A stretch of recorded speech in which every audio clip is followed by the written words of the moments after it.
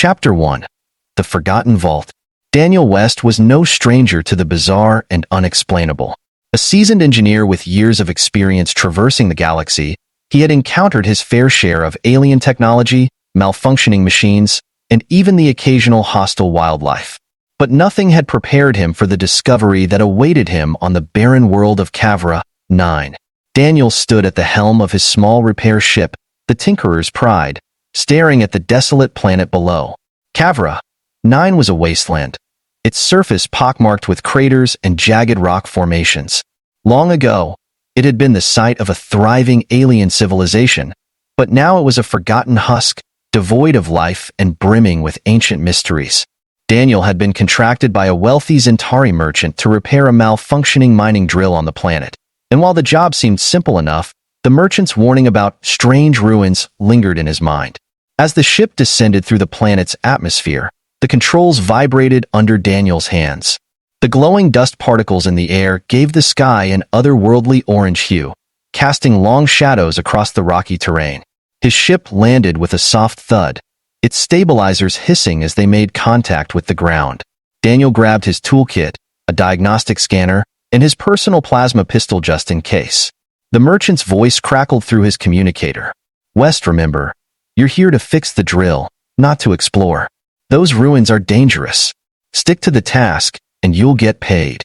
"Got it," Daniel replied, though he had no intention of ignoring the ruins if they presented themselves. Curiosity was part of the job, after all. Alien technology was unpredictable, and understanding the context often helped in fixing the issue. He stepped off the ship, the dry, dusty air immediately assaulting his senses. The drill was visible in the distance, its towering silhouette standing out against the jagged cliffs. The machine was dormant, its once blinking lights now dark. The ground around it was disturbed, evidence of its failed attempts to mine into the planet's crust. Daniel approached the drill, his boots crunching against the gravelly soil. His scanner beeped faintly, displaying a diagnostic overlay on its small screen. "Power fluctuation in the main conduit," he muttered, kneeling to inspect the machine. "Probably just a fried regulator." As he worked, a strange glow caught his attention from the corner of his eye. It emanated from a nearby cave, its entrance partially hidden behind a cluster of boulders. The glow pulsed faintly, like a heartbeat, and Daniel felt an inexplicable pull toward it. "Focus, West," he told himself, returning to the drill. But the light was persistent, tugging at his curiosity until he couldn't ignore it any longer. "5 minutes," he muttered, grabbing his flashlight and pistol. "Just a quick look." The cave was larger than it appeared from the outside, its walls covered in intricate carvings that seemed to shimmer in the dim light. The carvings depicted humanoid figures surrounded by swirling patterns of energy, their faces serene and their hands raised in what looked like ritualistic gestures. Daniel's flashlight beam swept across the cavern, finally landing on a pedestal at its center. Atop the pedestal rested a sphere, about the size of a grapefruit, covered in glowing, alien symbols. The light it emitted was soft yet mesmerizing, casting dancing shadows across the walls. "Is this what they meant by dangerous ruins?" Daniel mused, stepping closer. The sphere emitted a faint hum, as if it were alive, and he could feel its energy resonating in his chest. Common sense screamed at him to leave it alone. Ancient artifacts often came with ancient consequences, curses, traps, or worse. But his curiosity was stronger. What if this artifact was connected to the drill's malfunction? What if it was a source of power that could be harnessed? He reached out, his fingers hesitating just inches from the sphere. "This is a bad idea," he muttered, but the pull was too strong to resist. He touched it. The moment his fingers made contact, the symbols flared with brilliant light, and a pulse of energy surged through his body. He staggered back, clutching his chest as warmth spread through him, unlike anything he had felt before. His vision blurred, the light enveloping him entirely. When it faded, the sphere was gone. In its place, a faint, glowing mark had appeared on his wrist, symbol identical to those that had adorned the artifact. It pulsed faintly, matching the rhythm of his heartbeat. "What the hell just happened?" Daniel gasped, staring at the mark. It didn't hurt, but its presence was unsettling. He rolled up his sleeve, trying to rub it off, but it was as if the mark were part of his skin. Before he could dwell on it further, his communicator buzzed. The merchant's voice was frantic. West, what's taking so long? And why are my scanners detecting a massive energy spike? Daniel blinked, his thoughts racing. I might have found something. Found what? The merchant snapped. You're there to fix the drill, not to mess with the ruins. Whatever you did, stop it and get back to work. Daniel glanced back at the now empty pedestal, unease gnawing at him. Yeah, about that. Back outside, the drill loomed before him, but something felt different. The air was thicker, charged with an almost tangible energy. The glowing dust particles seemed to swirl around him, as if responding to his presence. He quickly finished the repairs on the drill, but his mind was preoccupied with the artifact and the strange mark on his wrist. As he packed up his tools, he noticed movement on the horizon. A ship was descending sleek, silver, and unmistakably Zentari. The merchant had arrived to inspect the progress. The ship landed with a low hum, its ramp extending as two figures emerged. One was the merchant, his long, reptilian face twisted into a frown. The other was a Zentari woman, tall and elegant, her scales shimmering like polished silver. Her gaze locked onto Daniel the moment she stepped off the ramp, and her expression shifted from indifference to something else entirely: fascination. The merchant stormed toward Daniel, oblivious to the woman's reaction. West, what did you do? The energy spike you triggered has been causing interference across the entire system. I fixed your drill, Daniel said, gesturing to the now functioning machine, and I might have stumbled onto something in the ruins. The merchant scowled. I told you to stay away from Dash. He stopped mid-sentence as the Zentari woman stepped forward, her luminous eyes fixed on Daniel. What is that mark on your wrist? She asked, her voice smooth and melodic. Daniel hesitated, pulling his sleeve down. Just something I found in the ruins. Her eyes widened, and she took a step closer, her gaze intense. Do you have any idea what that means? No, Daniel admitted, but I'm guessing it's not good. It means, she said, her voice low, you've awakened the power of the celestial bond, and now you are far more important than you realize. Chapter 2. The Celestial Bond. Daniel stared at the Zentari woman, her silver scales shimmering faintly in the sunlight. Her words hung in the air like a thunderclap. The power of the celestial bond? He repeated, incredulity mixing with unease. What does that even mean? The Zentari merchant, now silent and visibly shaken, gestured for his companion to explain. She stepped closer to Daniel, her luminous eyes locked onto his wrist. Her movements were graceful, almost predatory, and her voice carried the weight of someone sharing a profound truth. It is an ancient artifact of our galaxy, crafted by the Lumerier race long extinct.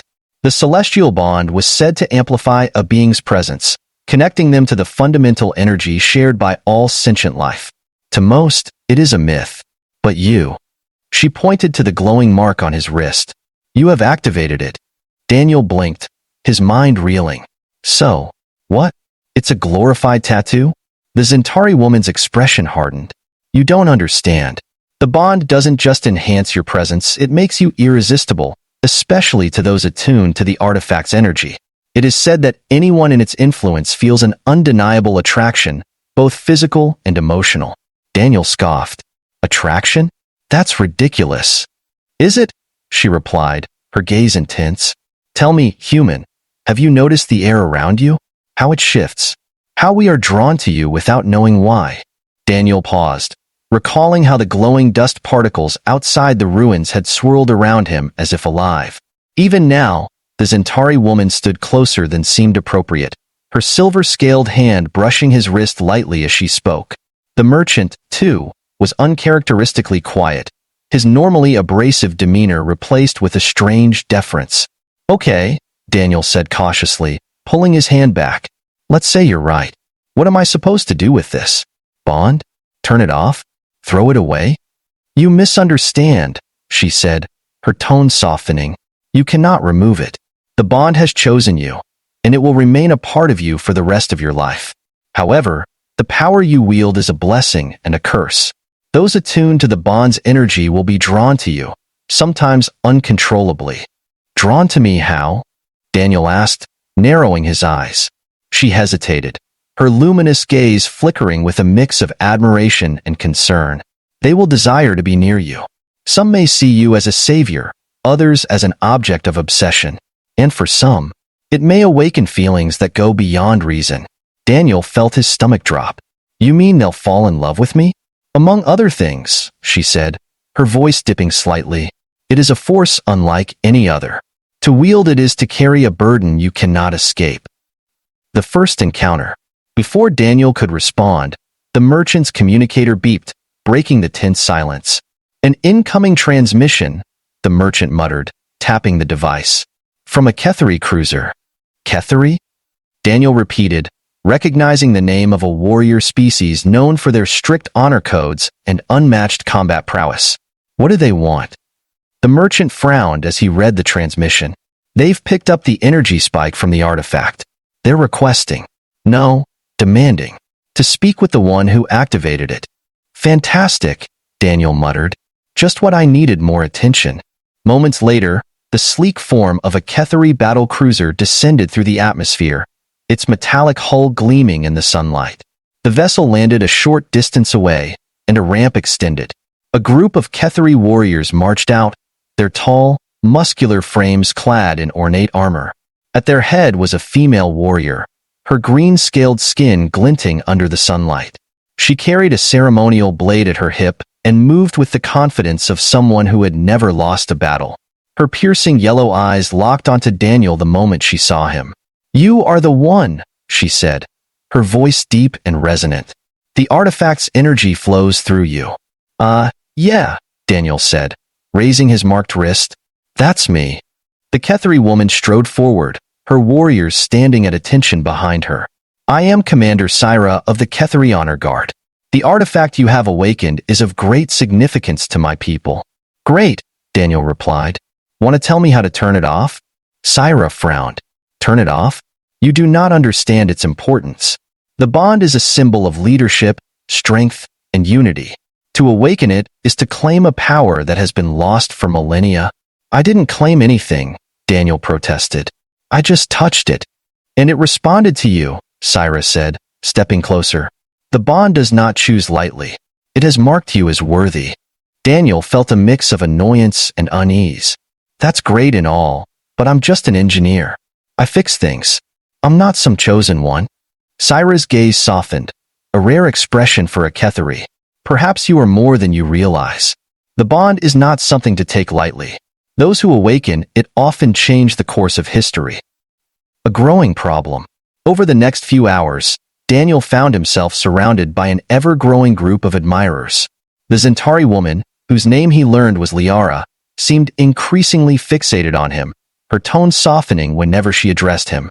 Commander Syra, though more reserved, often stood closer than necessary, her yellow eyes studying him intently. Even the merchant, usually indifferent to everything but profit, seemed oddly deferential.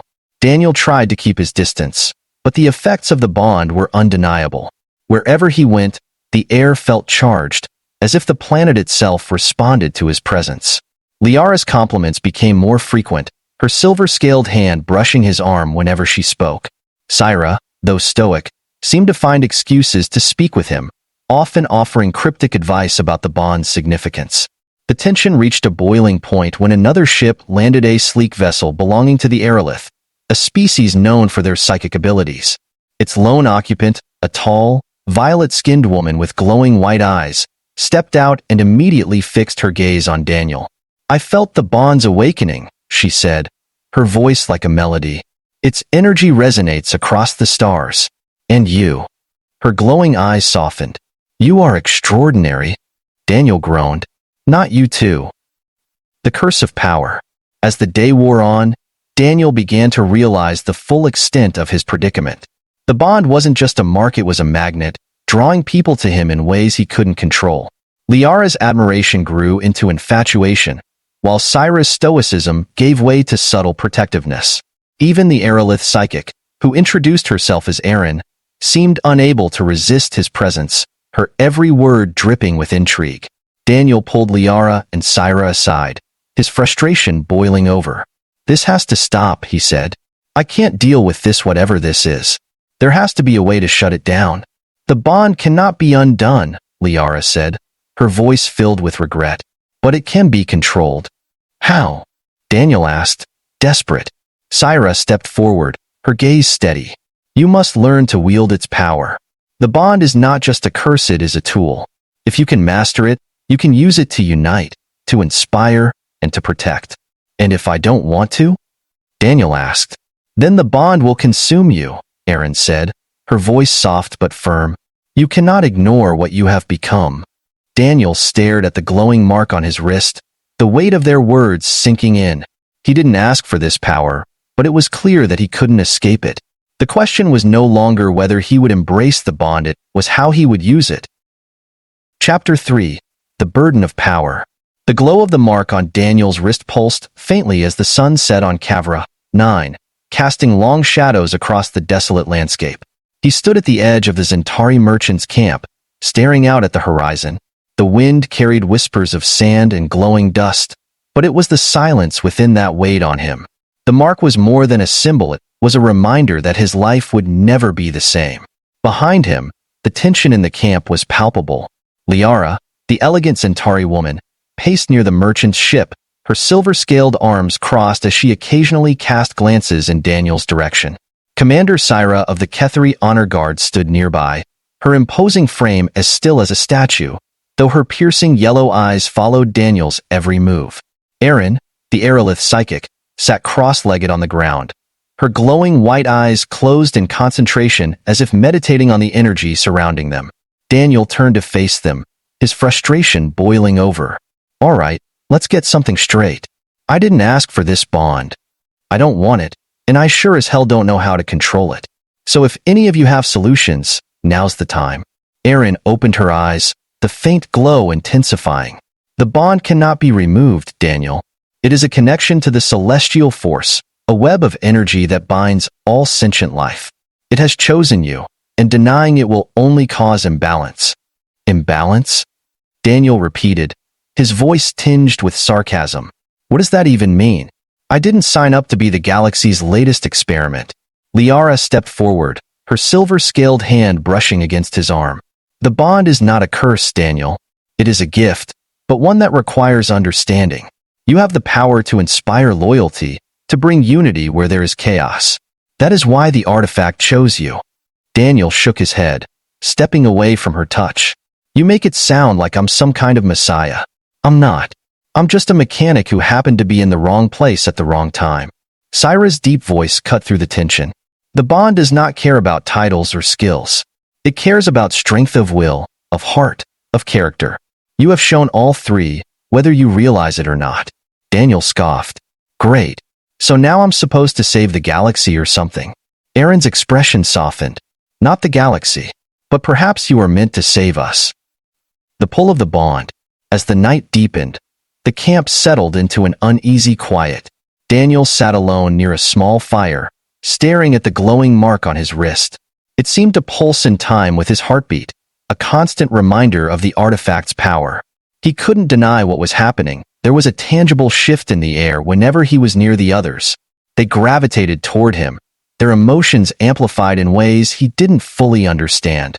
Liara approached first, her steps light but purposeful. She sat beside him, her silver scales reflecting the firelight. You seem troubled. Trouble doesn't even begin to cover it, Daniel replied, running a hand through his hair. This bond thing is messing with my head. I don't know who to trust or what to do. Liara's gaze softened. Trust yourself. The bond amplifies what is already within you. It does not create false feelings, it reveals the truth. Daniel turned to her, his brow furrowed. And what's your truth?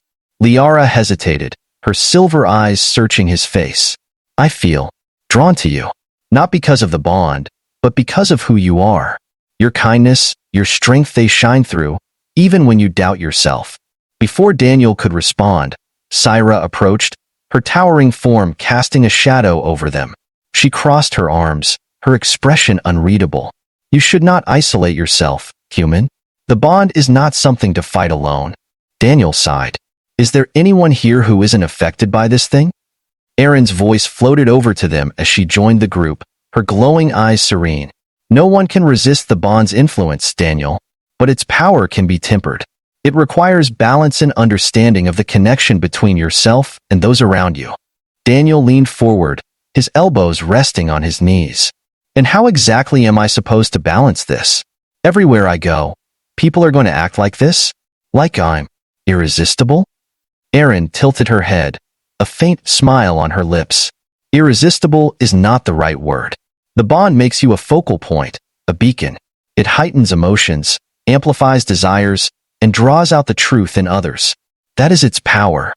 Sounds like a curse to me, Daniel muttered. Syra stepped closer, her yellow eyes gleaming in the firelight. It is only a curse if you let it control you. But if you master it, you can turn it into a weapon, a tool to command respect, to inspire loyalty, and to protect those who follow you. Daniel let out a bitter laugh. Respect, loyalty, protection all sounds great. But what if I just want my life back? Erin's expression grew serious. You cannot go back, Daniel. The bond has marked you, and its effects are permanent. The question now is not whether you will accept it, but how you will use it. A test of control. The uneasy quiet was broken by a sudden, distant rumble. The ground beneath them trembled, and a faint light flared on the horizon. Daniel shot to his feet, his hand instinctively reaching for the plasma pistol at his side. What was that? He asked, his voice tense. Liara's communicator beeped, and she answered it quickly. The merchant's panicked voice came through. A ship is approaching. Energy readings are off the charts. It's not friendly. Syra drew her ceremonial blade, her posture rigid. Drakiar, she said grimly. They hunt artifacts of power. They must have detected the bond's activation. Fantastic, Daniel muttered. Because my day wasn't complicated enough. Erin rose gracefully, her glowing eyes narrowing. The Drakiar are relentless. They will stop at nothing to claim the artifact's energy. Daniel clenched his fists. Then we stop them. Liara's silver eyes widened. You're serious? Daniel nodded. If this bond is as powerful as you say, then maybe it's time I start using it. But I can't do it alone. Syra stepped forward, her blade gleaming. You will not face them alone. The Kethari fight with honor, and I will stand by your side. Liara placed a hand on his arm, her expression firm. And so will I. Erin nodded, her voice calm but resolute. The bond has drawn us to you for a reason. Together, we can prevail. As the group prepared for the coming battle, Daniel felt the weight of his newfound power and the trust placed in him by these alien women. He didn't know if he was ready to wield the bond's influence, but one thing was certain. He would have to learn quickly. The fate of everyone in the camp and perhaps more depended on it. Chapter 4. The Reckoning. The ground trembled beneath Daniel's feet as the distant rumble of approaching ships grew louder. The horizon glowed faintly as the Drakkar vessels descended, their dark, angular forms slicing through the atmosphere like predators closing in on their prey. The alien sky darkened as the ominous hum of their engines reverberated through the air. Daniel stood with Syra, Liara, and Erin near the edge of the camp, their figures outlined by the flickering glow of the camp's defensive turrets. Tension thickened around them as they prepared for the inevitable confrontation. The Drakkar, known across the galaxy as scavengers of ancient power, were relentless in their pursuit of artifacts like the one Daniel had awakened. What do we know about these guys? Daniel asked, gripping the plasma rifle Liara had handed him. The Drakkar thrive on chaos, Syra replied, her voice steady. She adjusted the ceremonial blade strapped to her back, her movements calm despite the growing threat. They are not honorable warriors. They overwhelm their enemies with numbers and brute force, caring only for what they can take. They've likely detected the energy signature of the bond, Erin added, her glowing eyes narrowing as she scanned the horizon. To them, it's not just a source of power, it's a weapon they can exploit. Daniel glanced at the glowing mark on his wrist, the faint pulse matching his heartbeat. Then I guess they're here for me. Liara stepped closer, her silver-scaled hand brushing his shoulder. You're not facing them alone. The bond may have chosen you, but it's connected all of us now. We stand together. Daniel gave her a small, appreciative smile. Thanks. But just so we're clear, I have no idea what I'm doing. That's nothing new for you, is it? Syra said, a rare hint of humor softening her stern tone. Daniel chuckled despite the tension. Fair point. The first wave. The attack began with a shriek that pierced the air, followed by a barrage of energy bolts raining down on the camp. The Drakkar ships hovered menacingly overhead, their dark hulls bristling with weaponry. Smaller, insectoid-like drones scuttled from their landing ramps, their glowing eyes scanning for targets as they advanced. The defensive turrets roared to life, their plasma cannons unleashing a flurry of bolts that tore through the drones. Syra led the charge, her ceremonial blade slicing through the closest attackers with precision. Her movements were a blur of grace and power, her Ketheri training evident in every strike. Daniel took cover behind a cluster of crates, firing his plasma rifle at the advancing drones. Liara fought beside him, her twin energy pistols blazing as she covered his flank. Despite her elegant demeanor, she was a deadly shot, her silver-scaled form a blur as she darted between cover. Erin remained behind the front lines, her hands glowing with psychic energy. She extended her influence over the battlefield, manipulating the drones' movements and throwing off their targeting systems. Her calm presence was a stark contrast to the chaos around her, but her power was undeniable. As the first wave of drones fell, a larger Drakkar warrior emerged from one of the ships.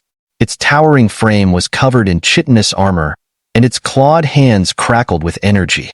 It let out a guttural roar, its multiple eyes glowing with malice. "That thing looks pissed," Daniel muttered, aiming his rifle at the creature. Syra stepped forward, her blade gleaming in the faint light. "Leave this one to me." Before Daniel could protest, she charged at the warrior, her blade clashing with its claws in a shower of sparks. The two locked in a fierce duel, their movements a deadly dance of skill and power.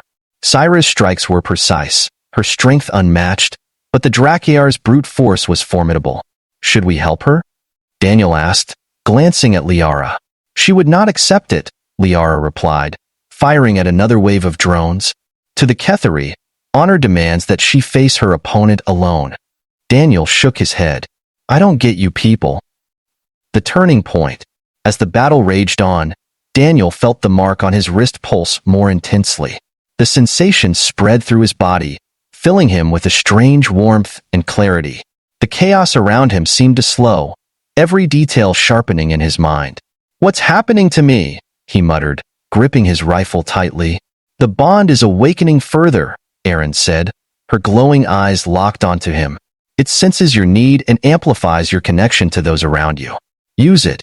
Daniel hesitated, unsure of what she meant. But as another wave of drones advanced, he instinctively raised his hand, the mark glowing brightly. The air around him rippled, and the drones faltered, their movements becoming erratic. "They're reacting to you," Liara exclaimed, her silver eyes wide. "You're disrupting their systems." Daniel focused on the sensation, pushing the energy outward. The drones convulsed before collapsing, their glowing eyes dimming as they fell lifeless to the ground. "Holy dash," Daniel began, but his words were cut off by another pulse of energy. This time, it wasn't just the drones that reacted. Liara, Syra, and Erin all turned to look at him, their expressions filled with awe and something deeper. "You're becoming the bond," Erin said softly. "Your presence is unifying us, guiding us. It's what the artifact was meant to do." Daniel didn't know whether to feel empowered or terrified. "That's great and all, but how do I stop these guys?" "The bond thrives on connection," Erin said. "Let us amplify it." The three women moved closer, their energy resonating with his. Liara's touch was warm, Syra's presence steady, and Erin's psychic influence calming. Together, they focused their combined strength, channeling it through Daniel. The mark on his wrist flared brilliantly, sending a wave of energy rippling across the battlefield. The remaining drones faltered, their systems overwhelmed by the surge. Even the towering Drakkar warrior facing Syra staggered, giving her the opening she needed to strike a decisive blow. Her blade pierced its chest, and it fell with a resounding crash. Victory and consequences. As the last of the Drakkar retreated, their ships lifting off and disappearing into the sky, a weary silence fell over the battlefield. Daniel collapsed to his knees, the glowing mark on his wrist dimming as the energy within him receded. "You did it," Liara said, kneeling beside him. Her silver-scaled hand rested on his shoulder, her eyes filled with admiration. "You wielded the bond." Syra sheathed her blade, her expression as stoic as ever, though there was a glimmer of respect in her gaze. "You fought with honor, human. You've earned your place among us." Erin stepped forward, her glowing eyes softening. "The bond is a part of you now, Daniel. It has connected us in ways that cannot be undone. You are not alone in this." Daniel looked at each of them, their words sinking in. He hadn't asked for this power, but it was clear that it had made him more than just an engineer. The bond had given him a purpose and a responsibility he couldn't ignore. "So what happens now?" he asked, his voice hoarse. "We rebuild," Liara said, smiling faintly, "and we stay by your side." Daniel nodded, a sense of determination settling over him. He didn't know what the future held, but for the first time, he felt ready to face it, bond and all.